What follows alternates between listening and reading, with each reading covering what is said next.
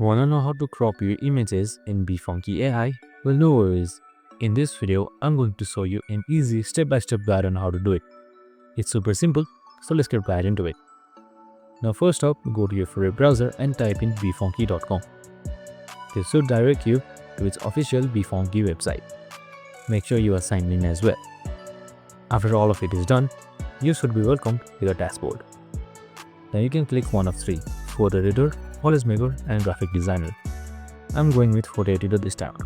Now once you've clicked on it, just simply click on open, and then you can import your images from these following sites. You can also import it from here as well. The choice is yours.